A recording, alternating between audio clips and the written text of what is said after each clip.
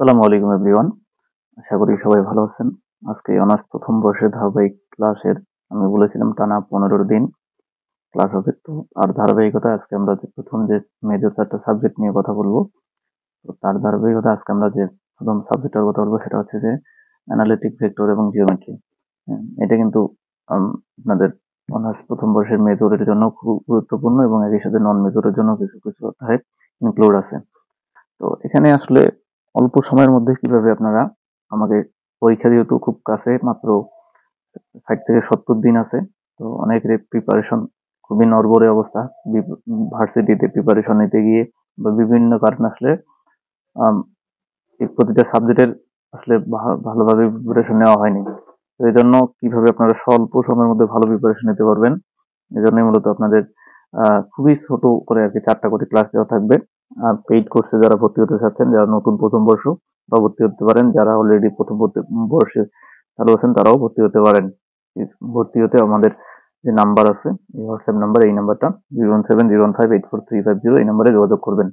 তো এখন কথা হচ্ছে যে এখানে তো অনেকগুলো চ্যাপ্টার আছে। তো এই চ্যাপ্টারগুলো থেকে কিভাবে আপনারা স্বল্প সময়ের মধ্যে ভালো প্রিপারেশন নিতে পারবেন, ঠিক আছে? সেই জন্য আপনাদেরকে জানতে হবে যে আসলে কোন কোন অধ্যায়গুলো পড়া লাগবে এবং কিভাবে পড়লে আসলে আপনাদের এ প্লাস কনফার্ম থাকবে। একই সাথে হচ্ছে যে অনেকেই এ প্লাস, এক একজনের ডিমান্ড আসলে এক এক রকম। কেউ চায় শুধুমাত্র পাস হতে, কেউ চায় ফার্স্ট ক্লাস পেতে, কেউ বা চায় হচ্ছে যে এ প্লাস পাইতে। তো 100 মার্কের মধ্যে পরীক্ষা হলে কেউ 99 পেলেও দুঃখ করে, ইস 1 নম্বর কেন পাইলাম না, আর কাউ 33 পেলেও আলহামদুলিল্লাহ বলে। ঠিক আছে, এখানে আসলে ব্যাপার করে, বিষয়টা ব্যাপার করে আপনার চাহিদার উপর, হ্যাঁ, আপনার প্রিপারেশনের উপর। তো এক্ষেত্রে আপনারা স্বল্প সময়ের মধ্যে যে প্রিপারেশন নেবেন সেজন্য আমি আপনাদেরকে বলে দিই। এখানে টোটাল আসলে 12টা চ্যাপ্টার আছে। হ্যাঁ, অলমোস্ট 12টা চ্যাপ্টার। তো এই 12টা চ্যাপ্টার থেকে কিভাবে আপনারা স্বল্প সময়ের মধ্যে প্রিপারেশন নিতে পারেন সেটা আমি আগে শুরু করি, তারপরে আমরা আজকের এই ক্লাসের ধারাবাহিকতায় একটা গাণিতিক সমস্যা বা 2টা গাণিতিক সমস্যা সমাধান করবো ইনশাআল্লাহ। তো আমরা প্রথমত এখানে যে 12টা চ্যাপ্টার আছে সেই 12টা চ্যাপ্টারের মধ্যে থেকে আপনাকে বুঝতে হবে কোন চ্যাপ্টার গুলো আসলে গুরুত্বপূর্ণ, সেটা আমি আপনাদেরকে মার্ক করে দেখাচ্ছি এখন। ঠিক আছে, এখানে যে 12টা চ্যাপ্টার আছে আমরা দেখি যে আসলে কোন কোন চ্যাপ্টার গুলো আগে পাস করার জন্য কোন কোন চ্যাপ্টার গুলো দরকার, ফার্স্ট ক্লাস পাওয়ার জন্য কোন কোন চ্যাপ্টার গুলো পড়া দরকার এবং এ প্লাস পাওয়ার জন্য কোন কোন চ্যাপ্টার গুলো পড়া দরকার, সেটা আমি আপনাদেরকে এখন দেখিয়ে দিচ্ছি। এখন আমরা দেখি যে পাস করার জন্য যে চ্যাপ্টার গুলো দরকার, পাস করার জন্য যারা ইমপ্রুভ দিবেন বা যারা শুধুমাত্র পাস করতে চান তার জন্য, পাস করার জন্য যেসব চ্যাপ্টার দরকার, এই যে বইয়ের টোটাল আমি এই যে পাবলিকেশনের বইটা বললাম সেটা হচ্ছে যে তিতাস পাবলিকেশনের বই। ঠিক আছে, আপনারা অন্য পাবলিকেশনের বই থাকলে মিলিয়ে নেবেন। ঠিক আছে, পাস করার জন্য যে চ্যাপ্টার গুলো পড়া লাগবে সেটা হচ্ছে যে আপনাদের চ্যাপ্টার নাম্বার 1, চ্যাপ্টার নাম্বার 3, এরপরে চ্যাপ্টার নাম্বার 6। এই 3টা চ্যাপ্টার পড়লেই, এই 3টা চ্যাপ্টারের গাণিতিক সমস্যাগুলো আপনি যদি সমাধান করেন তাহলে আপনার পাস হয়ে যাবে ইনশাআল্লাহ। এরপরে আপনার যদি হচ্ছে যে ফার্স্ট ক্লাস পেতে চান প্রথম শ্রেণীতে, প্রথম শ্রেণীতে শ্রেণীতে উত্তীর্ণ অর্জন,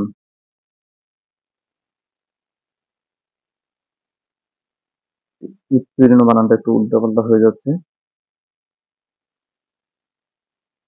যাই হোক, প্রথম শ্রেণীতে পাস করার জন্য আপনাদের যেটা চ্যাপ্টার গুলো দরকার সেটা হচ্ছে যে আপনাদেরকে এখানের সাথে একটা চ্যাপ্টার অ্যাড করা যেতে পারে। 1, 3, 6 এবং সাথে একটা চ্যাপ্টার, সেটা হচ্ছে 8 নম্বর চ্যাপ্টারটা, চ্যাপ্টার নাম্বার 8।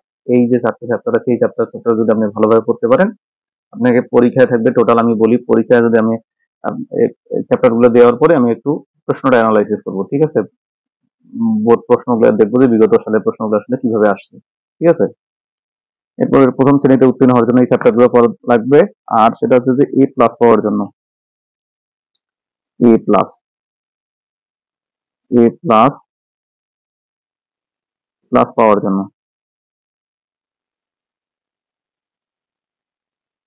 পাওয়ার জন্য যে চ্যাপ্টার গুলো পড়া দরকার সেই চ্যাপ্টার গুলো হচ্ছে যে আপনাদের অবশ্যই পড়া লাগবে। সেটা হচ্ছে যে chapter number 1, chapter number 2, chapter number 3, 6, 8 এবং 11 নম্বর চ্যাপ্টার। ঠিক আছে, এই হলো চ্যাপ্টার নাম্বার। যারা ফার্স্ট ক্লাস ছাড়াও আপনারা এ প্লাস পেতে চাচ্ছেন তাদের জন্য এই 11 নম্বর চ্যাপ্টারটা পড়া লাগবে। এখানের সাথে আপনি এক্সট্রা হিসেবে এক্সট্রা হিসেবে 11 নম্বর চ্যাপ্টারটা নিতে পারেন, এটা হচ্ছে ভেক্টর, এই চ্যাপ্টারটা নিতে পারেন। ঠিক আছে, তাহলে আপনার প্রথম শ্রেণীতে উত্তীর্ণ হতে আর কোনো বাধা থাকবে না। ঠিক আছে, চ্যাপ্টার নাম্বার 11। তো এখন আমরা একটু বিগত প্রশ্নটা দেখি, বিগত ইয়ারের প্রশ্নগুলো দেখি। ঠিক আছে, তাহলে আপনাদের সবচেয়ে ভালো হবে। আপনাদের বিগত ইয়ারের 2023 সালের যদি প্রশ্নটা দেখি, তাহলে দেখবেন এখানে কিন্তু আপনার খ বিভাগ থেকে দিতে হবে 5টা, গ বিভাগ থেকে দিতে হবে 5টা। ব্রিফ কোশ্চেনগুলো আমরা পরে করবো। ব্রিফ কোশ্চেনগুলো আপনাদের জন্য ব্রিফ, এই যারা পরীক্ষা দিবেন তাদের জন্য ব্রিফ কোশ্চেন, ব্রিফ ব্রিফের ব্রিফ হচ্ছে যে আমাদের কিন্তু পেইড সাজেশন অ্যাভেলেবেল আছে, সলিউশন অ্যাভেলেবেল আছে, আপনারা আমাদের সাথে যোগাযোগ করে নিতে পারেন। ব্রিফের জন্য 2016, 18, 20 এবং 22 সালের প্রশ্নগুলো গুরুত্বপূর্ণ।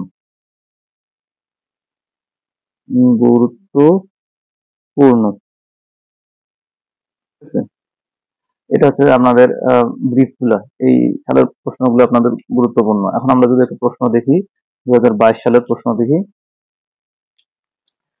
2022 না, 2023 সালের রিসেন্ট যেটা প্রশ্ন পরীক্ষা হয়েছে সেটা 2023 সালের প্রশ্ন। তো আপনাদের 3 ঘন্টা পরীক্ষা হয়। এখান থেকে দেখুন চ্যাপ্টার নাম্বার 1 থেকে, এটা হচ্ছে যে 5 মার্ক। এখানে আছে যে প্রতিটা প্রশ্নের মান হচ্ছে 3 মার্ক করে। তো চ্যাপ্টার নাম্বার 1 থেকে একটা প্রশ্ন আসছে, এরপরে চ্যাপ্টার নাম্বার 2 থেকে একটা আসছে, এরপরে চ্যাপ্টার নাম্বার 6 থেকে আসছে, চ্যাপ্টার নাম্বার 8 থেকে আসছে, চ্যাপ্টার নাম্বার 8 থেকে 2টা আসছে, অর্থাৎ 8 নাম্বার থেকে চ্যাপ্টার নাম্বার 8 থেকে টোটাল প্রশ্ন আসছে, এখানে 6 নম্বরের প্রশ্ন আসছে। ঠিক আছে, এরপরে যদি আমরা ব্রড কোশ্চেন দেখি, ব্রড কোশ্চেন চ্যাপ্টার নাম্বার 2 থেকে প্রশ্ন আছে, 3 থেকে প্রশ্ন আছে, 2 এখানে হচ্ছে 10, এখানে হচ্ছে 10 10 10 20 নম্বরের প্রশ্ন কিন্তু এসে গেছে। চ্যাপ্টার নাম্বার 6 থেকে প্রশ্ন আসছে, 30 নম্বরের প্রশ্ন কিন্তু হয়ে গেছে। ঠিক আছে, এরপর চ্যাপ্টার নাম্বার 8 থেকে প্রশ্ন আসছে, তো 30 40 নম্বরের মধ্যে প্রশ্ন আসে গেছে আপনার শুধুমাত্র ব্রড কোশ্চেন থেকে। চলে আপনার এখানে হচ্ছে যে প্রতিটা প্রশ্নের মান 7। তো এটা আপনারা দেখে নেবেন, আমি একটু 40 বলে ফেলেছি, আসলে 40 হবে না, এখানে মার্ক একটু কম আছে। তো এখানে 7 মার্ক, এখানে 7 দুগুণে 14, 14 3 7 21, 4 7 28, 28 নম্বরের প্রশ্ন কিন্তু আপনার এসে গেছে। ঠিক আছে, আর বাকি যেটা থাকলো সেটা হচ্ছে বাদ বাকি, সেটা হচ্ছে চ্যাপ্টার নাম্বার 11, এখান থেকে আসছে 4 নম্বরের প্রশ্ন।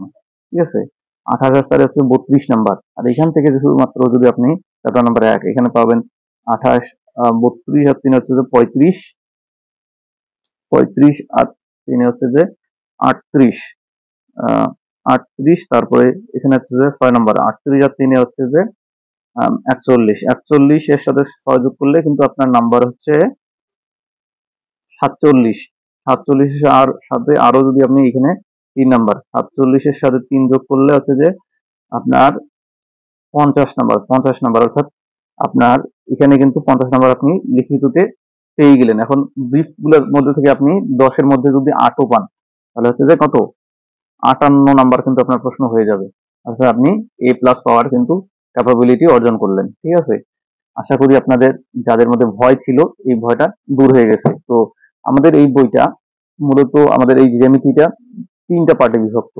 একটা হচ্ছে যে আমাদের 2 ডাইমেনশনাল পার্ট, একটা হচ্ছে 3 ডাইমেনশনাল পার্ট, আর একটা হচ্ছে ভেক্টর পার্ট। ঠিক আছে, তো আমাদের 2 ডাইমেনশনাল পার্টটা কিন্তু একটু বেশি গুরুত্বপূর্ণ। ঠিক আছে, অর্থাৎ 2 ডাইমেনশনাল অর্থাৎ দ্বিমাত্রিক জ্যামিতিটা কিন্তু বেশি গুরুত্বপূর্ণ। তো এখানে দ্বিমাত্রিক জ্যামিতি থেকে আমাদের যে 2টা চ্যাপ্টার পড়াই লাগবে, সেটা হচ্ছে যে চ্যাপ্টার নাম্বার 1 2 এবং চ্যাপ্টার নাম্বার 3। ঠিক আছে, আমি যেটা বললাম যে 58 নাম্বার, ওটা কিন্তু A+ পাওয়ার জন্য। দেখেন আমি যে চ্যাপ্টারগুলোর কথা মেনশন করছি, চ্যাপ্টার নাম্বার 1 2 3 6 8 11, এই কয়েকটা চ্যাপ্টারে কিন্তু কথা বলেছিলাম আমি A+ পাওয়ার জন্য। ঠিক আছে, আপনারা এই প্রিপারেশনগুলো নিতে পারেন। আর যাদের একেবারেই সক্ষম না বা খুবই প্রেসার হয়ে যায়, তাদের জন্য এটা পাস করার জন্য। ঠিক আছে, তো 2 ডাইমেনশনাল পার্টটা গুরুত্বপূর্ণ। এরপরে 2 ডাইমেনশনাল 3 ডাইমেনশনাল মধ্যে যে চ্যাপ্টার গুলো গুরুত্বপূর্ণ সেটা হচ্ছে চ্যাপ্টার নাম্বার 6, চ্যাপ্টার নাম্বার 8। এই 3 ডাইমেনশনের মধ্যে চ্যাপ্টার নাম্বার 6 এবং চ্যাপ্টার নাম্বার 8।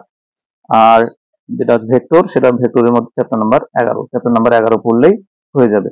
তো চলুন আমরা আসলে আজকে যেহেতু আলোচনাই করলাম, এখানে আমাদের এখন আমরা সরাসরি গাণিতিক সমস্যা করি। এটা হচ্ছে 2 ডাইমেনশনাল জিওমেট্রি থেকে। ঠিক আছে, তো দ্বিমাত্রিক জ্যামিতি থেকে। তো এখানে ইতিহাসগুলো পড়ে নেবেন। ইতিহাসগুলো আপনি যদি ভবিষ্যতে গণিত নিয়ে যদি আপনি গণিত থেকে প্রফেশন বা শিক্ষক হিসেবে ক্যারিয়ার করতে চান, তাহলে বা আপনি কোচিং এ ক্লাস নেন বা কাউকে পড়ান, তখন আপনি এই বিষয়গুলো ইতিহাসগুলো পড়ে নেবেন। ইন্টারেস্টিং বিষয়গুলো আপনার স্টুডেন্টদের মাঝে ছড়িয়ে দিতে পারেন। গণিত সম্পর্কে বাংলাদেশের মানুষের খুব ভীতি, সারা পৃথিবীর মানুষের গণিত একটু ভয় পায়। আপনারা গণিতের এই বিষয়গুলো বললে তাদের একটু বেসিকটা ভালো লাগবে, আসলে কিভাবে কি শুরু হয়েছে। এরপরে যে প্রয়োজনীয় সূত্রগুলো, এই সূত্রগুলো আমাদের পুরা গণিত বইটা মানে গণিত বইটা সমাধান করার ক্ষেত্রে আমাদের এই বিষয়গুলো লাগবে। ঠিক আছে? ভার কেন্দ্র, তারপরে দুটি রেখার মধ্যবর্তী দূরত্ব, ভুসকটি, ঢাল, ঠিক আছে, সংখ্যা রেখার সমীকরণ এবং দুটি দুটা বিন্দুর সরলরেখার সমীকরণ কি, এগুলো কিন্তু আমাদের দরকার। হ্যাঁ, এবং দুটি সরলরেখার মধ্যবর্তী কোণ, এগুলো কিন্তু আমাদের পরের গাণিতিক সমস্যাগুলো সমাধান করতেই প্রয়োজন। আর যারা নতুন গণিতে ভর্তি হয়েছেন তাদের ক্ষেত্রেও সেম, আপনারাও এই চ্যাপ্টারগুলো ভালোভাবে পড়বেন। ঠিক আছে? আর এগুলা মূলত আপনারা ইন্টারমিডিয়েটের সরলরেখা চ্যাপ্টারেই পড়ে আসছেন এই সূত্রগুলা। ঠিক আছে? তো এই চ্যাপ্টার নাম্বার 0, এটা চ্যাপ্টার নাম্বার হচ্ছে যে 0 historical background and previous necessary formula. এটা চ্যাপ্টার নাম্বার 0, এটা আসলে তেমন একটা গুরুত্বপূর্ণ না, আমরা সরাসরি চ্যাপ্টার নাম্বার 1 চলে যাচ্ছি। এগুলোতে রিসেন্ট সালে কোনো প্রশ্নই আসে নাই। ঠিক আছে? দ্বীপ হিসেবে ঢাকা বিশ্ববিদ্যালয়ের অধিভুক্ত কলেজে 7 কলেজে ওখানে একটা প্রশ্ন আসছিল, সেটা হচ্ছে যে বিশ্লেষণমূলক জ্যামিতি কাকে বলে। শুধুমাত্র এটাই আসছে, এছাড়া আসলে বিএসসি পাস 2015 সালে আসছিল জ্যামিতির জনককে ইউক্লিডকে জ্যামিতির জনক বলা হয়। খুবই একটা ইন্টারেস্টিং বিষয়। আপনি যখন জ্যামিতি ক্লাস নেবেন তখন কিন্তু আপনাকে অবশ্যই এই বিষয়গুলো জানা থাকতে হবে। ঠিক আছে? তো চ্যাপ্টার নাম্বার 1 থেকে আমরা যেই জিনিসগুলো জানতে পারবো, চ্যাপ্টার নাম্বার সমতলে কার্টেসীয় এবং পোলার স্থানাঙ্কের মধ্যে ধারণা ব্যাখ্যা করতে পারবো। কার্টেসীয় এবং পরীক্ষায় যদি প্রশ্ন করা হয় যে আমাদের কোন এই অধ্যায় থেকে কি কি বিষয়ে প্রশ্ন করা আসতে পারে, 1 নাম্বার আসতে পারে সমতলে এবং কার্টেসীয় পোলার স্থানাঙ্কের সম্পর্কে ধারণা ব্যাখ্যা করতে পারবো। এটা সাধারণত শর্ট কোশ্চেন হিসেবে আসবে, অর্থাৎ কার্টেসীয় স্থানাঙ্কের সমীকরণ দেওয়া আছে, পোলার স্থানাঙ্কে রূপান্তর করতে হবে, এই জাতীয় প্রশ্নগুলো আসে। এবং কার্টেসীয় এবং পোলার স্থানাঙ্কের মধ্যে সম্পর্ক প্রতিষ্ঠা করতে পারো, অর্থাৎ আমাদের এইটা পার্ট এবং এই পার্টটা কিন্তু একই। ঠিক আছে? কার্টেসীয় স্থানাঙ্ককে পোলার স্থানাঙ্কে রূপান্তর করো, মানে এই তিনটা মিলে মূলত একটা প্রশ্ন করে। পোলার স্থানাঙ্ককে কার্টেসীয়, এই একই প্রশ্ন আর কি। কার্টেসীয় সমীকরণকে পোলার সমীকরণে রূপান্তর করতে পারবো, সরলরেখার পোলার সমীকরণ প্রতিষ্ঠা করতে পারবো এবং নিম্নের সব সূত্রগুলো প্রতিপাদন এবং প্রয়োগ করতে পারবো। তো এই হচ্ছে আমাদের একদম বেসিক আলোচনা। একই সাথে হচ্ছে আমরা এখন দেখি এখানে আমাদের একটা যেটা রিসেন্ট প্রশ্ন আসছে, আমাদের যেহেতু পরীক্ষা খুবই সন্নিকটে, আমাদের এই বিষয়গুলো জেনে রাখা ভালো। এখন আছে যে আমি মূলত সবার জন্য আজকের যে ক্লাসটা, এটা শুধুমাত্র যারা অনার্স প্রথম বর্ষের পরীক্ষার্থী তাদের জন্য না, যারা নতুন অনার্স প্রথম বর্ষ বা যারা আগামীতে আমাদের কোর্স করবেন তাদের জন্য এই ক্লাসটা ডেডিকেটেড থাকবে। আপনারা আমাদের ইউটিউব চ্যানেলে এই ক্লাসগুলো পেয়ে যাবেন। একই সাথে যারা আমাদের পেইড কোর্সে ভর্তি হচ্ছেন তারা আমাদের পেইড কোর্সে ভর্তি হতে পারেন। তো আমাদের যেটা গুরুত্বপূর্ণ সেটা হচ্ছে যে এই অধ্যায় থেকে প্রথমে একটা উপপাদ্য আছে, উপপাদ্য নাম্বার 6। আমাদের বলছে যে মূল বিন্দুর স্থানান্তর না করে অক্ষদ্বয়কে থিটা কোণে আবর্তন করলে যদি একটা সমীকরণ দেওয়া আছে ax² + 2axy + by = 0 সমীকরণের রূপান্তর সমীকরণ এটা হয়, তবে প্রমাণ করো যে a + b এবং ab - h² অচ্যুত রাশি, অর্থাৎ a + b = a1 + b1 এবং ab - h² = a1 b1 - h1²। এটা হচ্ছে আমাদের প্রমাণ করতে বলছে। ঠিক আছে? তো প্রশ্নটা আপনারা একটু 2-1 বার করে পড়ে নেবেন, তাহলে, কারণ আমাদের বইগুলোতে প্রশ্নগুলো একই রকমের প্রশ্ন থাকে, আপনারা অ্যান্সার করতে একটু এলোমেলো হয়ে যায়। ঠিক আছে? বা অ্যান্সার করতে একটু সমস্যা হয়ে যাবে যখন আপনারা এই প্রশ্নগুলো যদি আপনি ভালোভাবে বুঝতে না পারেন। প্রশ্নটা আপনাকে কয়েকবার পড়ে নিতে হবে, তাহলে আপনাদের সুবিধা হবে। এটা রিসেন্ট 2021 সালে আসছে, 2022 সালে আসছে, 18 সালে আসছে, 15 সালে আসছে এবং 2010 সালে আসছে। আমরা এখানে বুঝতেই পারতেছি যে এটা জোর সালের পরীক্ষার জন্য খুবই গুরুত্বপূর্ণ। যেহেতু এটা 2022 সালে আসছে, তার মানে 2024 সালে, অর্থাৎ এই বছর পরীক্ষার জন্য খুবই গুরুত্বপূর্ণ একটা উপপাদ্য হচ্ছে উপপাদ্য নাম্বার 6। আমরা এটা এখন পড়বো।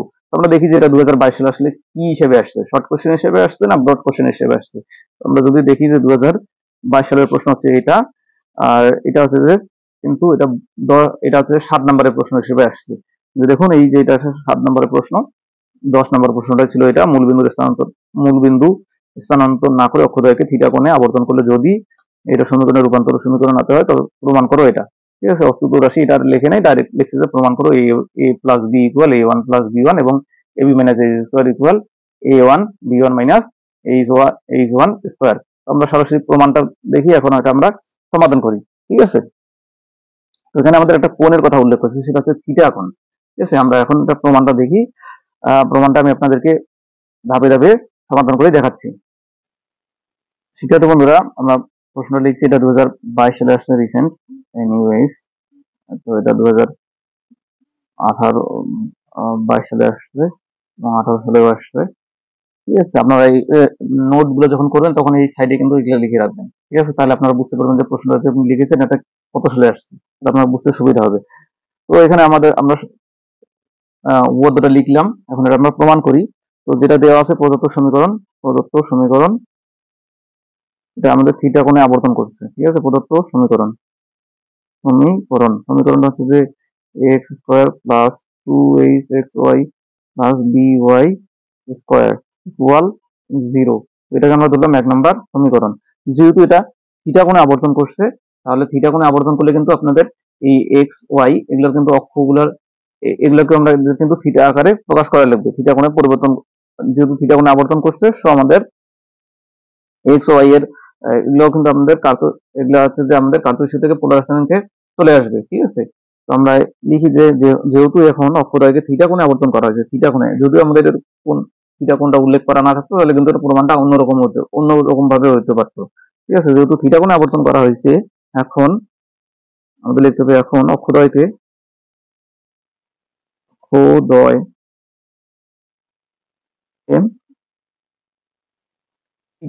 কিন্তু বলতে যে শুধুমাত্র থিটা কোণের আবর্তন করতে বলছে, এখানে কিন্তু দিকটা উল্লেখ করে নেই। তো আমাদের এখানে দিকটা বলতে হবে যে অক্ষদ্বয়কে থিটা কোণে আবর্তন একই দিকে, যেহেতু দিকের কথা কোনো উল্লেখ করে নাই, এই জন্য আমরা লিখবো একই দিকে। এখন অক্ষদ্বয়কে একই দিকে থিটা কোণে আবর্তন করলে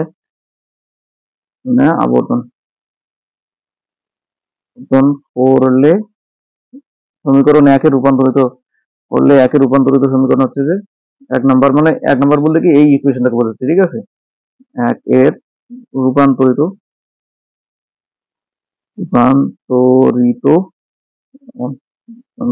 সমীকরণ হবে নিচেরটা। সমীকরণ হবে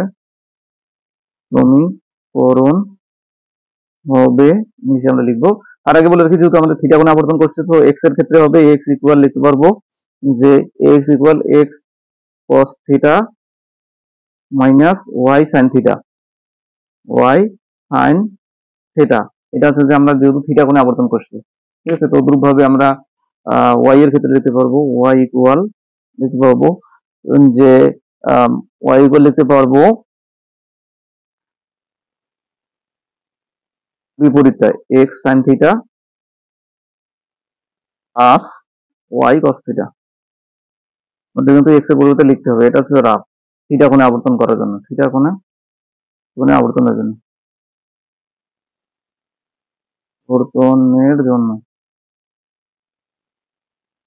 এটা হচ্ছে থিটা কোণে আবর্তনের জন্য আমরা এটা লিখবো। সো আমাদের তাহলে 1 নম্বরের যে সমীকরণ আছে, এই সমীকরণের রূপান্তরিত সমীকরণটা হবে, লিখি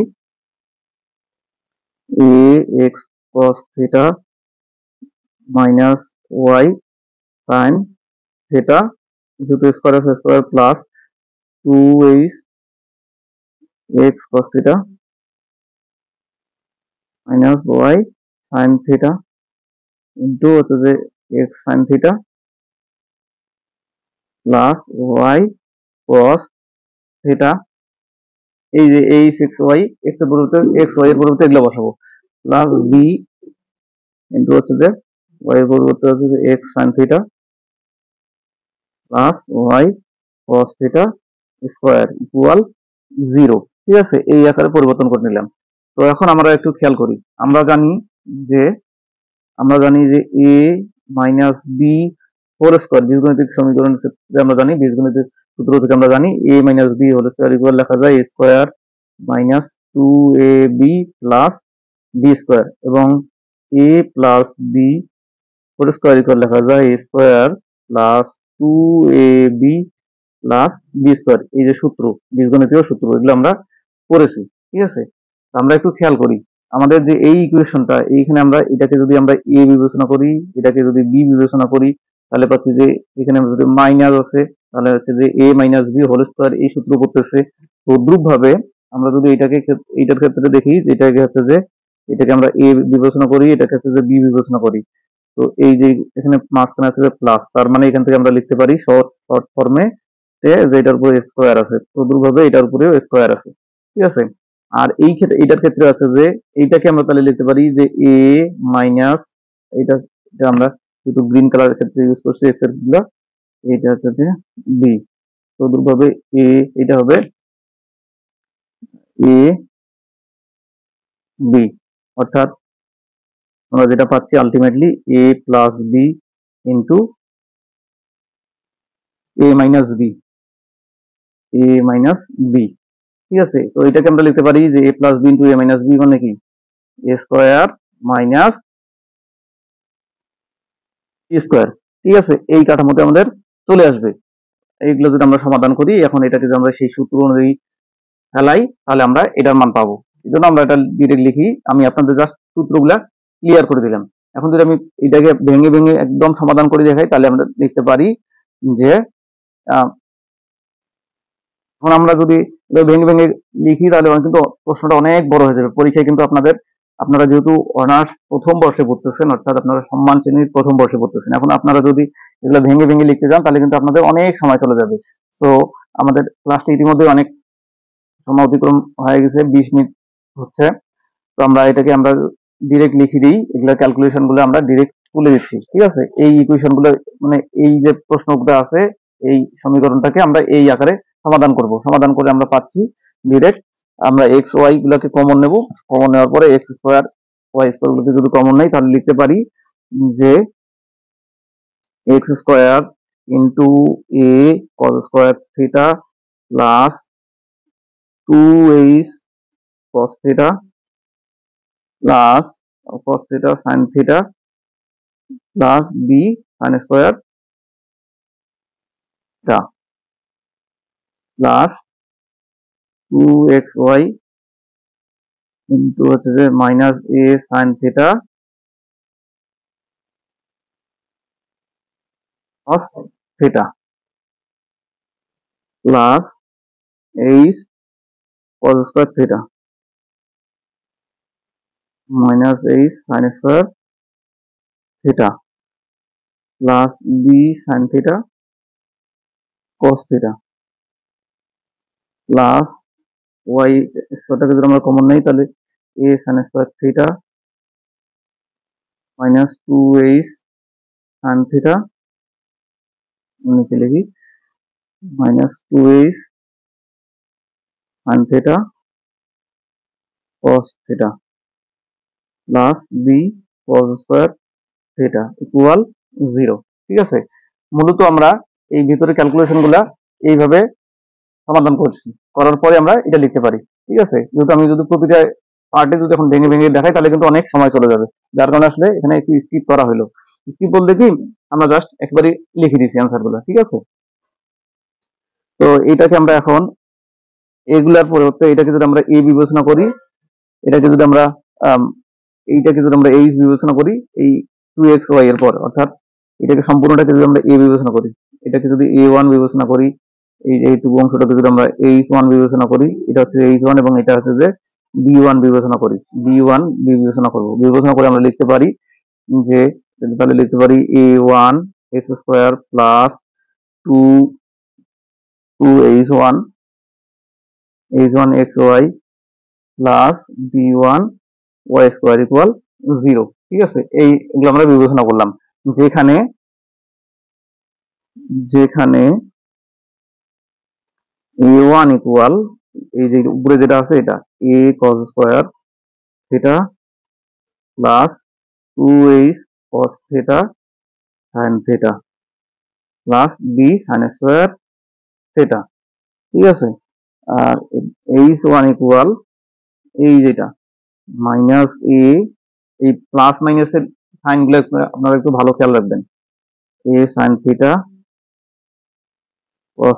cos theta plus h cos square theta minus H sine square theta plus B sine theta cos theta, ঠিক আছে। এবং এটার ক্ষেত্রে আছে যে বি ওয়ান থেকে লিখতে পারি যে a sine square theta minus two h sine theta cos theta plus b cos square theta, ঠিক আছে। এটা কিন্তু বি ওয়ান না। তো এখান থেকে আমরা যদি এখন এ ওয়ান প্লাস বি ওয়ান একত্রে করি তাহলে লিখতে পারি যে এ ওয়ান যদি আমরা একত্রে লিখি তাহলে লিখতে পারি যে এ ওয়ান প্লাস বি ওয়ান, অর্থাৎ এগুলো আমরা যোগ করব। যোগ করলে পাচ্ছি যে আমি আপনাদের বোঝার সুবিধাতে দেখাচ্ছি। এই যে আমরা মাঝখানের লাইনটা যদি স্কিপ করি, অর্থাৎ এটাকে যদি আমরা ঢেকে দেই, এগুলো আমরা যোগ করতেছি, ঠিক আছে। যোগ করলে আমরা যেটা লিখতে পারছি, যেহেতু এ প্লাস বি ওয়ান করতেছি, এ1+বি1 করতেছি, তার মানে এ যুক্ত পদগুলো এক পাশে এবং বি যুক্ত পদগুলো এক পাশে এবং এই যুক্ত পদগুলো এক পাশে করি, তাহলে আমরা পাচ্ছি যে এটাকে যদি আমরা কমন নেই এখান থেকে sign square theta sine square theta plus cos square theta, এবং এখানে আছে মাইনাস, উপরে আছে প্লাস, তার মানে কি আলটিমেটলি কি প্লাসে মাইনাসে মাইনাস হয়ে যাবে, অর্থাৎ এটা ভেনিশ হয়ে যাবে। তো দুর্ভাবে এটার ক্ষেত্রে পাবো বি বি এর ক্ষেত্রে পাবো যে cos square theta plus sign square theta. আপনারা জানেন যে ত্রিকোণমিতিক একটা সূত্র, খুবই সিম্পল সূত্র, sign square theta plus cos square theta equal কি 1, অর্থাৎ এদের পরিবর্তে কত বসবে 1 বসবে, ঠিক আছে। এই যে 1 অর্থাৎ তাহলে আমরা লিখতে পারি এটাকে এ প্লাস বি, এ1+বি1, এটা কিন্তু আমাদের একটা প্রমাণ হয়ে গেল। আমাদের কিন্তু প্রমাণে ছিল, দেখুন প্রমাণটা এখানে বলছে যে আমাদের এ প্লাস বি ইকুয়াল এ1+বি1, এই এতটুকু পর্যন্ত আমাদের কিন্তু একটা প্রমাণ দেখা হয়েছে, আর একটা প্রমাণ বাকি, ঠিক আছে। আশা করি আপনাদেরকে এতটুকু পর্যন্ত বোঝাতে পেরেছি। এখন আমাদের আরেকটা প্রমাণ বাকি, সেটা হচ্ছে যে এইটা প্রমাণ বাকি, সেটা হচ্ছে যে a b minus h square equal এ1+বি1 মাইনাস এইচ ওয়ান স্কোয়ার, এটা আমরা এখন দেখবো। তো এখন আমরা 2a1, এটাকে আমরা যদি 2 দ্বারা, অর্থাৎ এটাকে আমরা দ্বিগুণ করব 2a1, এখন যদি আবার আমরা কেন করতেছি আমি আপনাদেরকে পরে বলবো, বোঝাচ্ছি। আবার 2a1 মান বলতে কি এ, আমরা যদি এটাকে a1+a1 মানে কি 2a1, এটাকে আমরা লিখি না, সেটা আমরা মূলত করতেছি, অর্থাৎ এটাকে আবার আমরা a1 এর সাথে যোগ করতেছি। যোগ করলে আমরা যেটা পাবো, মনে করুন a1টার সাথে a1 যোগ, তাহলে পাবো যেটা তাহলে এই বিষয়গুলো পাবো যে এ প্লাস বি মাইনাস a+b, দুঃখিত, এটা হবে plus second bracket a-b cos 2 theta. এখন মনে হতে পারে যে cos 2 থিটা কিভাবে আসে, cos 2 থিটার সমান, এবং এখানে লিখতে পারি 2h sin 2 থিটা। তো cos 2 থিটা এবং sin 2 থিটা আমরা কখন লিখতে পারি, এটা আমি আপনাদেরকে এখন দেখাচ্ছি সূত্রটা। cos 2 থিটাকে আমরা লিখতে পারি, এই সূত্র হচ্ছে যে cos square theta minus sin square theta, লিখতে পারি cos 2 থিটা, এটা হচ্ছে একটা সূত্র। আর তদ্রুপভাবে sin 2 থিটার সূত্র যেটা হচ্ছে 2 into sin theta into cos থিটাকে আমরা লিখতে পারি sin 2 থিটা।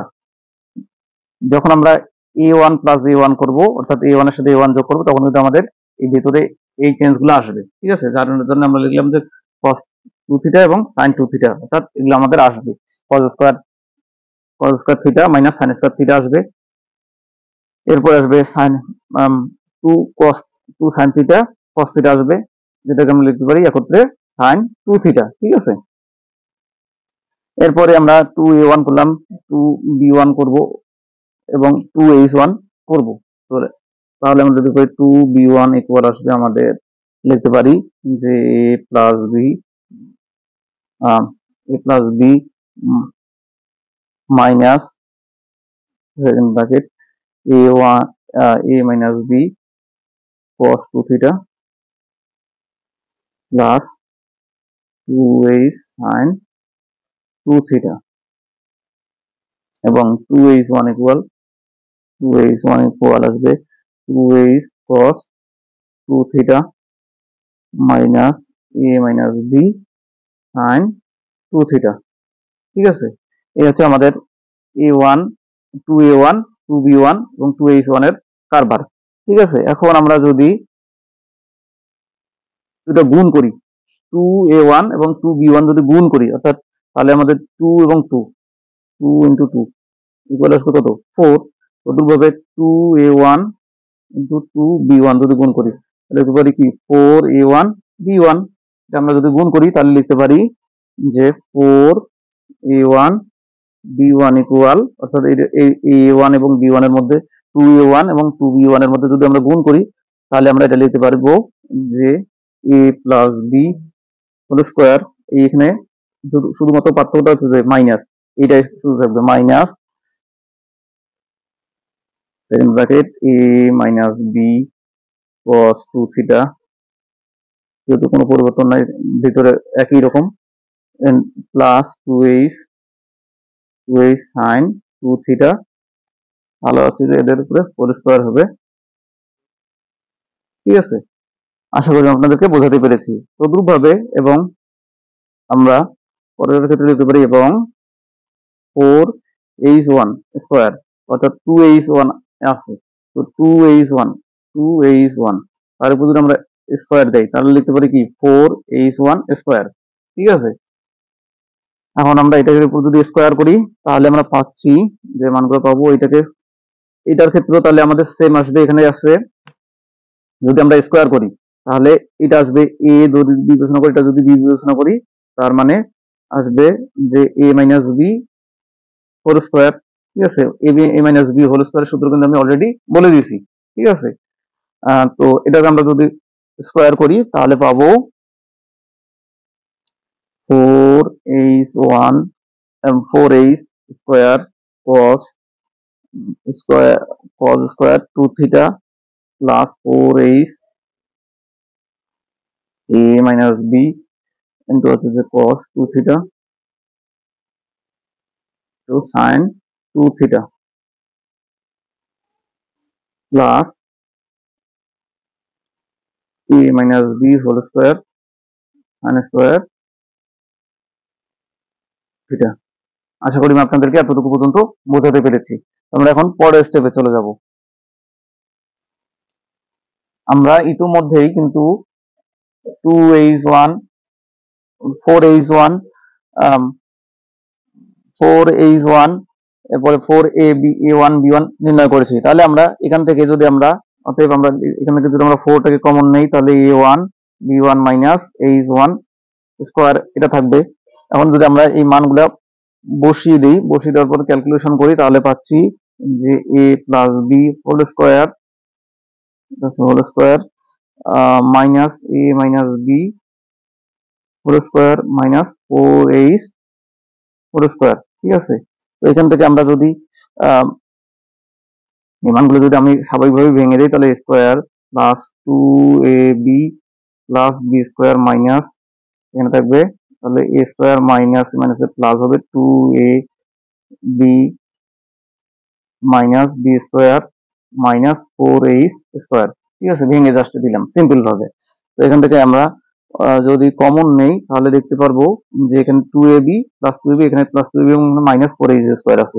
ঠিক আছে, এখান থেকে যদি আমরা এখানে দেখতে পারবো 4ab মাইনাস 4h স্কয়ার। এখান থেকে যদি আমরা 4 টাকে কমন নেই তাহলে ab মাইনাস h স্কয়ার। ঠিক আছে, তো যেহেতু আমাদের বাম পক্ষে আছে 4 তাহলে এখান থেকে আমরা লিখতে পারি বাম পক্ষে 4a1 b1 minus h1 square equal, তাহলে উভয় পক্ষ থেকে আমরা যদি 4টা বাদ দেই তাহলে লিখতে পারি a1 b1 minus h1 square equal ab minus h square. এটাই কিন্তু আমাদের ছিল সেই প্রমাণ। ঠিক আছে, আমরা যদি দেখি আমাদের প্রমাণ কিন্তু এটাই ছিল যে ab minus h square equal a1 minus b1 square. ঠিক আছে, অথবা আমরা বলতে পারি প্রশ্ন আমাদের বই অনুযায়ী যে সুতরাং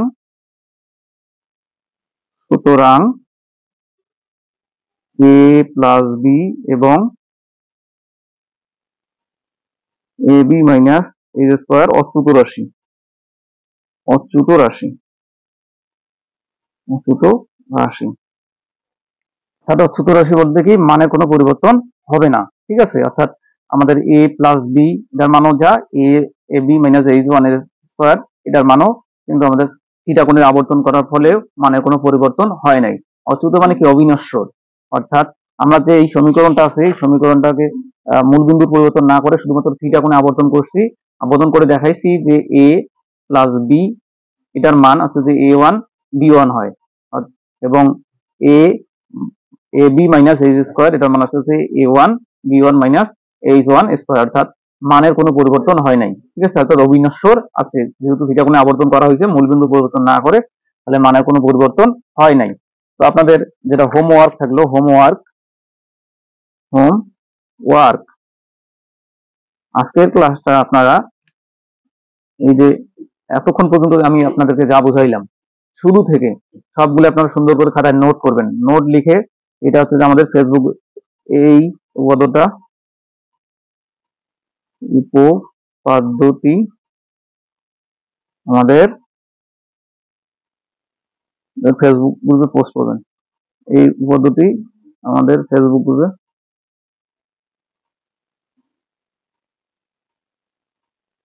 পোস্ট করবেন।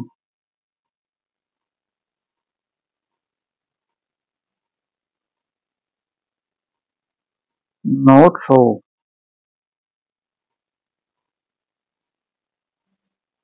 ঠিক আছে। নোট সহ অর্থাৎ আমি আমাদের ক্লাসের শুরু থেকে এতক্ষণ পর্যন্ত যতগুলো আলোচনা হলো সবগুলো সুন্দর করে নোট লিখে আমাদের ফেসবুক গ্রুপে পোস্ট করবেন, ঠিক আছে। আর এই যে নোটটা, এই নোটটাও আমি আপনাদেরকে দিয়ে দেবো। নোটটার পিডিএফ লিঙ্ক আমাদের ডেসক্রিপশনে দেওয়া থাকবে এবং টেলিগ্রাম চ্যানেলে দেওয়া থাকবে, আমাদের ফেসবুক গ্রুপেও পোস্ট করা থাকতে পারে অথবা পেজেও পোস্ট করা থাকতে পারে, আপনারা দেখে নেবেন। আজকের ক্লাসটা এখানে শেষ করছি, আমরা পরবর্তী দিন এই অধ্যায়ের অন্য প্রবলেম করবো ইনশাল্লাহ। ধন্যবাদ সবাইকে, আসসালামু আলাইকুম। এই ক্লাসটা শেয়ার করতে ভুলবেন না। আর যারা আমাদের পেইড কোর্সে ভর্তি হচ্ছেন তারা স্ক্রিনে দেখানো নাম্বারে যোগাযোগ করুন। ধন্যবাদ সবাইকে আবারও, আসসালামু আলাইকুম।